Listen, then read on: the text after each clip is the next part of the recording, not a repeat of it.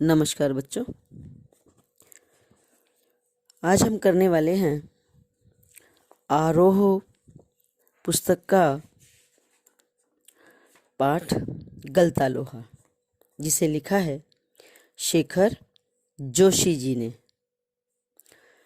पाठ शुरू करने से पहले लेखक के बारे में कुछ जरूरी बातें हम जान लेते हैं। शेखर जोशी जी का जन्म सन 1932 में अल्मोड़ा जिला उत्तरांचल प्रदेश में हुआ। इन्होंने बहुत सी रचनाएं लिखी हैं, जिसमें दाज्यू, इनकी जो प्रसिद्ध कहानी है दाज्यू पर चिल्ड्रन फिल्म सोसाइटी के द्वारा फिल्म का निर्माण भी किया गया है। गलता लोहा कहानी समाज के जातिगत भेदभाव पर प्रहार करती हुई ये कहानी है, जिसमें उन्होंने विशेष रूप से ग्रामीण समाज में जो जातिगत भेदभाव फैले हैं उन पर तो व्यंग्य किया ही किया है, साथ ही साथ समाज में जो पढ़े लिखे लोग हैं वो किस तरह जरूरतमंद और भोले भाले लोगों को उल्लू बना करके अपना स्वार्थ सिद्ध करते हैं, ये भी इस कहानी में बताने का उन्होंने प्रयास किया है। तो चलिए शुरू करते हैं कहानी गलता लोहा। मोहन के पैर अनायासी शिल्पकार टोले की ओर मुड़ गए। शिल्पकार टोला कहते हैं, ये वो टोला है, ये वो वर्ग है समाज का जो अपने हाथों से काम करता है। शिल्पकार टोले का मतलब है ये समाज की वो बिरादरी है जिसमें हाथ का काम करने वाले लोग रहते हैं। शिल्पी, शिल्प कहते हैं हाथ से काम करने वाले, वो लोहार हो गए, ठीक है, और बढ़ई हो गए, कुम्हार हो गए, ये लोग जो हाथों से काम करते हैं वो सारे, क्योंकि पहले हमारे समाज में लोग अलग अलग ग्रुप बना करके रहते थे, अलग अलग टोलों में रहते थे, एक बिरादरी के लोग एक टोले में रहते थे। तो ये लोहार का जो टोला है, शिल्पकार, लोहे का जो काम करते हैं। तो मोहन के पैर अनायासी शिल्पकार टोले, क्योंकि मोहन ब्राह्मण जाति का है और किसी काम से वो शिल्पकार टोले की तरफ जाता है। उसके मन के किसी कोने में शायद धनराम लोहार के ऑफर की वह अनुगूंज शेष थी, जिसे वो पिछले 3-4 दिनों से दुकान की ओर जाते हुए दूर से सुनता रहता था। निहाई पर रखे लाल गर्म लोहे पर पड़ती हथौड़े की धप धप आवाज, ठंडे लोहे पर लगती चोट से उठता ठनकता स्वर और निशाना साधने से पहले खाली निहाई पर पड़ती हथौड़ी की खनक, जिन्हें वो दूर से ही पहचान सकता था। क्या कहता है लेखक कि मोहन ब्राह्मण जाति का लड़का है और वो किसी काम से शिल्पकार टोले की तरफ जा रहा है, जहां पर उसके साथ पढ़ने वाला उसी का एक साथी धनराम लोहे का काम करता है। अब जब लोहे का काम करते हैं, लोहे को गलाते हैं और उस पर हथौड़े से जब वार करते हैं तो अलग अलग आवाज होती है। गर्म लोहे पर वार करते हैं हथौड़े का, अलग तरह की आवाज आती है। फिर ठंडे लोहे पर चोट मारते हैं, फिर अलग तरह की आवाज आती है। और कई बार तो जो हथौड़ा है वो खाली निहाई पर पड़ जाता है। निहाई क्या है? ये लोहे का वो टुकड़ा होता है जिस पर रख कर के लोहार जो है वो लोहे को पीटता है। तो मोहन को ये तीनों आवाजों में फर्क करना बहुत अच्छे से आता था। लंबे बैंत वाले हंसुए को लेकर वो घर से इस उद्देश्य से निकला कि अपने खेतों के किनारे उगाई कांटेदार झाड़ियों को काट छांट कर साफ कर आएगा। उसने सोचा भी लंबे हैंडल का, बेंत वाला मतलब लंबे हैंडल का एक जो हंसुआ है, जिसे आप कह देते हो फावड़ा, जिसको कह देते हो, वो लेकर के वो चला। उसने सोचा था कि खेत में जाएगा और उसके किनारे किनारे जो घास उगाई है वो उखाड़ देगा। बूढ़े वंशीधर जी के बूते की अब यह बात नहीं है, उनके बस की बात नहीं है, क्योंकि वो बूढ़े हो चुके हैं, अब उनसे ये काम होता नहीं है। यही क्या, जन्म भर जिस पुरोताही के बूते पर उन्होंने घर संसार चलाया था वो भी अब वैसे कहाँ कर पाते थे। मोहन के जो पिताजी हैं वो पुरोहित हैं, पुरोहितगिरी का काम करते थे। जवानी में तो जैसे तैसे कर लेते थे, लेकिन अब वो बूढ़े हो चुके हैं, अब उनसे पुरोहित का काम भी नहीं होता है, फिर खेत का काम तो उनके बस की बिल्कुल भी नहीं है। यजमान लोग उनकी निष्ठा और संयम के कारण ही उन पर श्रद्धा रखते थे, कि उनकी निष्ठा थी उन पर, ये मतलब पंडित हैं, पुरोहित हैं, ये सोच करके लोग उन पर निष्ठा यानी उनकी रिस्पेक्ट करते थे।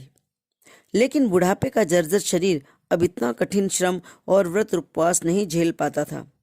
सुबह सुबह जैसे उससे सहारा पाने की नीयत से ही उन्होंने गहरा निश्वास लेकर कहा, निश्वास का मतलब होता है एक लंबी सांस लेकर बोले, आज गणनाथ जाकर चंद्रदत्त जी के लिए रुद्री पाठ करना था। गणनाथ जाकर जगह है, ये गांव है, एक पहाड़ी पर है। तो अपने बेटे से कह रहे हैं, मोहन से कह रहे हैं कि आज गणनाथ जाकर चंद्रदत्त जी के यहाँ रुद्री पाठ करना था। अब मुश्किल लग रहा है, ये 2 मील की सीधी चढ़ाई अब अपने बूते की नहीं है, अब मेरे बस की नहीं है। एकाएक ना भी नहीं कहा जा सकता, कुछ समझ में नहीं आता कि मैं क्या करूं। यानी अचानक ये भी नहीं कह सकता कि नहीं कर सकता, समझ नहीं आ रहा है कि मैं क्या करूं। कौन कह रहा है ये मोहन के पिताजी वंशीधर जी हैं, वो कह रहे हैं किसको, मोहन को। मोहन उनका आशय समझ नहीं पाया, ऐसी बात नहीं है, लेकिन पिता की तरह अनुष्ठान कर पाने का ना तो उसे अभ्यास था और ना उसकी वैसी हालत, मतलब कभी उसने किया ही नहीं पुरोहित का काम, तो वो ये काम नहीं कर सकता था।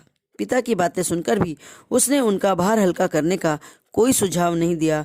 जैसे हवा में बात कह दी गई हो वैसे ही वो अनुत्तरित रह गई। मतलब वंशीधर जी ने इस उम्मीद के साथ ये बात कही थी कि मोहन शायद इसका कोई जवाब देगा, पर मोहन ने इसका कोई भी जवाब नहीं दिया, क्योंकि वो अपने पिता की हेल्प कर ही नहीं सकता था, तो वो क्या जवाब देता। पिता का भार हल्का करने के लिए वो खेतों की ओर चला था, लेकिन हंसुए की धार पर हाथ फेरते हुए उसे लगा कि वो पूरी तरह से कुंद हो चुकी है। अब पिता के लिए कोई काम तो कर नहीं सकता, सोचा चलो पिताजी खेत का काम करते हैं तो मैं थोड़ा सा खेत का काम ही कर आता हूँ। और यही सोच करके उसने फावड़ा हाथ में उठाया, लेकिन जब देखा तो उसकी तो धार मरी पड़ी है, कुंद हो गई है, मतलब बिल्कुल जो धार है वो बिल्कुल खत्म हो चुकी है। और यही सोच करके उसने धनराम अपने बाएं हाथ से धोकनी फूंकता हुआ दाएं हाथ में भट्टी में गर्म होते लोहे को उलट पलट रहा था, और मोहन भट्टी से दूर हटकर एक खाली कनस्तर के ऊपर बैठा उसकी कारीगरी को पारखी निगाहों से देख रहा था। यानी उस हंसुए में, उस फावड़े में धार लगाने के लिए वो उसे लेकर के धनराम के पास गया। ये धनराम कौन है? ये धनराम वो लड़का है जो मोहन के साथ स्कूल में पढ़ता था, लोहार का बेटा है। पिता की मृत्यु के बाद धनराम ने सारा काम काज संभाल लिया है, और अब मोहन उसके पास गया है अपने हंसुए की धार लगवाने के लिए। बाएं हाथ से वो धोकनी फूंक रहा है। धोकनी फूंकने का मतलब होता है कि एक उनकी भट्टी से जलती रहती है लोहार की, ठीक है, और वो जब भट्टी जलती है तो उल्टे हाथ से उसके हैंडल को घुमाते रहते हैं, और सीधे हाथ से उसमें लोहे का जो भी उन्होंने ठीक करना होता है उसको वो गर्म करते रहते हैं पकड़ के। तो वो बाएं हाथ से धोकनी फूंक रहा है और दाएं हाथ से मुट्ठी में भट्टी में गर्म होते हुए लोहे को उलट पलट रहा है। मोहन दूर बैठकर एक खाली कनस्तर पर बैठा है और उसकी कारीगरी को पारखी निगाहों से देख रहा है। पारखी निगाहों से देखना होता है मतलब बड़ी गौर से देख रहा है। मास्टर त्रिलोक सिंह तो अब गुजर गए होंगे? मोहन ने पूछा। अचानक ध्यान आया, उसको बचपन की बात याद करने लगा और उससे पूछ रहा है धनराम से, मास्टर त्रिलोक सिंह तो अब गुजर गए होंगे? धनराम बोला, मतलब मोहन की ये बात सुनकर जैसे धनराम और मोहन दोनों अपने बचपन के दिनों में चले गए। वे दोनों अब अपने बचपन की दुनिया में लौट आए थे। धनराम की आंखों में एक चमक सी आ गई। उसने बात की, पुराने दिनों की बात की, तो बचपन को याद करके धनराम की आंखें चमक उठी। बोला, माँ साहब भी क्या आदमी थे लला। माँ साहब, मास्टर साहब भी क्या आदमी थे। अभी पिछले साल ही तो गुजरे हैं। सच कहूँ, आखिरी दम तक उनकी छड़ी का डर लगा रहता था।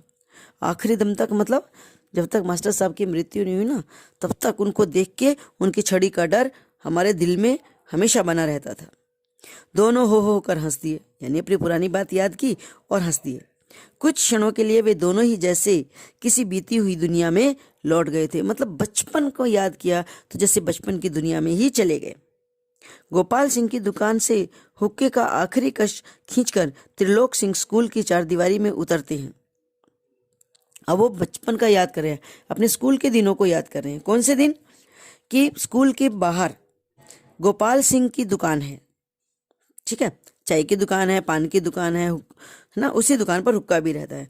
और जो मास्टर त्रिलोक सिंह जी हैं, वो सुबह सवेरे आकर सबसे पहले गोपाल सिंह की दुकान पर बैठते हैं, वहां पर हुक्का वगैरह पीते हैं और फिर आते हैं स्कूल में।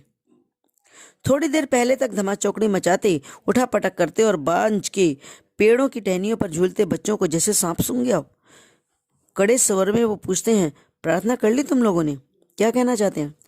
कि जैसे ही मास्टर जी गोपाल सिंह की दुकान से स्कूल में प्रवेश करते हैं, तो जितने भी बच्चे स्कूल में, कोई पेड़ों पर झूल रहा है, कोई इधर उधर धमाचौकड़ी मचा रहा है, कोई खेल रहा है, कोई मस्ती कर रहा है, जैसे ही मास्टर जी एंटर करते हैं, प्रवेश करते हैं, सबको जैसे सांप सूंघ जाता है। सब डर के मारे शांत हो जाते हैं, चुपचाप। और मास्टर जी कड़ी आवाज में पूछते हैं, प्रार्थना कर ली तुम लोगों ने? ये जानते हुए भी कि अगर प्रार्थना हो गई होती तो गोपाल सिंह की दुकान तक उसका समवेत स्वर पहुंचता। समवेत स्वर का मतलब है कि अगर बच्चों ने प्रार्थना कर ली होती है, स्कूल में प्रार्थना हो गई होती, तो सारे बच्चों की एक साथ प्रार्थना करने की आवाज तो कम से कम गोपाल सिंह की दुकान तक तो पहुंचती ना, क्योंकि दुकान कहाँ है? स्कूल के एकदम बाहर, पास में। सब कुछ जानते हुए भी वो पूछते हैं। त्रिलोक सिंह घूर घूर कर एक एक लड़के को देखते हैं और फिर वही कड़कदार आवाज, मोहन नहीं आया आज? मोहन उनका चहेता शिष्य था। चहेता मने फेवरेट। पुरोहित खानदान का कुशाग्र बुद्धि का बालक, पढ़ने में ही नहीं गायन में भी बेजोड़ था। अब मोहन के बारे में पूछ रहे हैं कि मोहन नहीं आया। क्यों पूछ रहे हैं मोहन के बारे में? क्योंकि मोहन उनका पसंदीदा, बहुत पसंद करते थे वो मोहन को। वो होशियार शिष्य था। तो मोहन की विशेषता में कहते हैं कि मास्टर त्रिलोक सिंह का चहेता शिष्य भी है, वो छात्र है। दूसरा, पुरोहित खानदान का है, ब्राह्मण खानदान का है। तीसरा, वो कुशाग्र बुद्धि यानी बहुत तेज बुद्धि का है, बहुत होशियार है। और चौथा, पढ़ाई के साथ साथ वो गाने में भी माहिर है, वो बहुत अच्छा गाता भी है। मास्टर त्रिलोक सिंह ने उसे पूरे स्कूल का मॉनिटर भी बना रखा था, क्योंकि होशियार था ना, इसलिए मॉनिटर भी उसी को बना रखा था। और वही सुबह सुबह आकर के, हे प्रभु आनंद दाता ज्ञान हमको दीजिए, ये जो प्रार्थना है वो मोहन आकर पहला स्वर गा करके वो प्रार्थना शुरू करता और बाकी बच्चे उसके पीछे पीछे प्रार्थना गाते थे। मोहन को लेकर मास्टर त्रिलोक सिंह को बड़ी उम्मीदें थी। मतलब होता है ना, कोई स्टूडेंट बहुत फेवरेट होता है तो मास्टर जी को उम्मीद होती है ये बड़ा होकर बहुत बड़ा अफसर बनेगा, ये बनेगा। तो त्रिलोक सिंह को भी बहुत सारी उम्मीदें थी कि मोहन बड़ा होकर के बहुत अच्छा अफसर बनेगा गांव का और उसका नाम रोशन करेगा। कक्षा में किसी भी छात्र को कोई सवाल ना आने पर वही सवाल वे मोहन से जरूर पूछते और उनका अनुमान सही निकलता। मोहन ठीक ठीक उत्तर देकर उन्हें संतुष्ट कर देता था और तब वे उस फिसड्डी बालक को दंड देने का भार मोहन पर डाल देते। यानी क्लास में मास्टर जी कोई प्रश्न पूछते, सब बच्चों से पूछते एक एक करके, सबसे एक एक करके, लेकिन जब कोई उस प्रश्न का उत्तर नहीं दे पाता तो अंत में वो मोहन से वही प्रश्न पूछते और उनकी उम्मीद के अनुसार मोहन उस प्रश्न का सही सही उत्तर दे भी देता था। तब मास्टर जी मोहन को ही दंड देने के लिए कहते उस लड़के को जिसने जवाब नहीं दिया, यानी जो बच्चे जवाब नहीं दे पाते थे मोहन के द्वारा ही वो उन्हें दंडित करते थे। क्या कहते थे? पकड़ इसका कान और लगवा इससे 10 उठक बैठक। आदेश मास्टर जी दे रहे हैं, पर दंड किससे दिलवा रहे हैं? मोहन से। धनराम भी उन अनेक छात्रों में से एक था जिसने त्रिलोक सिंह मास्टर के आदेश पर अपने हमजोली मोहन के हाथों कई बार बैंत खाए थे। बैंत माने डंडे खाए थे। धनराम क्योंकि जाहिर सी बात है कमज़ोर था पढ़ने में, कितने सवालों का जवाब नहीं दे पाता होगा, तो मास्टर जी के कहने पर मोहन ने उसे बहुत बार दंड दिया होगा। मोहन के प्रति थोड़ी बहुत ईर्ष्या रहने पर भी धनराम प्रारंभ से ही उसके प्रति स्नेह और आदर का भाव। देखो, थोड़ी बहुत ईर्ष्या तो होती है, जब मोहन उसको दंड देगा, उसको डंडा मारेगा, तो कुछ पल तो उसके मन में ईर्ष्या का भाव आएगा, पर हमेशा के लिए मोहन के लिए धनराम के मन में कोई ईर्ष्या नहीं थी, बल्कि स्नेह का भाव था और आदर का भाव था। और इसका कारण ये था कि बचपन से ही धनराम के मन में ये बात बैठा दी गई थी कि जातिगत हीनता के कारण धनराम ने कभी मोहन को अपना प्रतिनिधि, यानी उसे ये बता दिया गया था कि मोहन ब्राह्मण है, पुरोहित जाति का है, और हम हैं लोहार, नीची जाति के, हमारे और उसकी कोई बराबरी नहीं हो सकती, वो हमसे बड़ा है, इसलिए वो अगर हमें दंड भी देता है तो हमें उसका विरोध नहीं करना चाहिए। बचपन से ये बात, जातिगत हीनता, जातिगत भेदभाव की ये बात बचपन से ही धनराम के दिलो दिमाग में बैठा दी गई थी। इसलिए मोहन जब भी धनराम को दंडित करता था तो धनराम इसे मोहन का अधिकार समझता था। बीच बीच में त्रिलोक सिंह मास्टर का ये कहना कि मोहन एक दिन बहुत बड़ा आदमी बनकर स्कूल का और उसका नाम ऊंचा करेगा, धनराम के लिए किसी और तरह से सोचने की गुंजाइश ही नहीं रखता था। बीच बीच में मास्टर जी भी बोल देते थे, देखना ये एक दिन इस गांव का नाम रोशन करेगा, मेरा नाम रोशन करेगा। इतनी तारीफ करते थे, बेचारा धनराम चाहकर भी कुछ कह ही नहीं पाता। और धनराम वो गांव के दूसरे खेतीहर मजदूर परिवारों के लड़कों की तरह किसी प्रकार तीसरे दर्जे तक ही स्कूल का मुंह देख पाया था। तीसरे दर्जे यानी 3rd क्लास, तीसरी क्लास तक ही उसने पढ़ाई की थी। त्रिलोक सिंह मास्टर कभी कभार ही उस पर विशेष ध्यान देते थे, क्योंकि जैसा पहले हमने बताया कि जातिगत भेदभाव बहुत था, तो मास्टर जी भी जो ब्राह्मण के बच्चे होते थे, जो पुरोहित के बच्चे होते थे, उनको विशेष रूप से पढ़ाया करते थे, और वो जो नीची जाति के बच्चे होते हैं उनकी ओर वो ध्यान ही नहीं देते थे। पढ़ा नहीं पढ़ा तो नहीं पढ़ा। इसलिए जैसे और खेतीहर मजदूर होते हैं उनके बच्चों की तरह धनराम भी तीसरी क्लास तक ही स्कूल पढ़ पाया था। त्रिलोक सिंह मास्टर कभी कभार उस पर विशेष ध्यान देते। एक दिन अचानक ही उन्होंने पूछ लिया, धनुआ तेरा का पहाड़ा सुना तो? धनुआ कौन है? धनराम को वो धनुआ कह करके बुलाते थे। तेरा का पहाड़ा सुना तो? 12 तक का पहाड़ा तो धनराम ने किसी तरह याद कर लिया था, लेकिन 13 का पहाड़ा उसके लिए पहाड़ बन गया था। मतलब बहुत कोशिश के बाद भी धनराम उस 13 के पहाड़े को याद नहीं कर पा रहा था। सुनाता है वो मास्टर जी को 13 का पहाड़ा, जब मास्टर जी सुनाने को कहते हैं तो वो सुनाते हुए कहता है 13 एकम 13, 13 दूनी 24।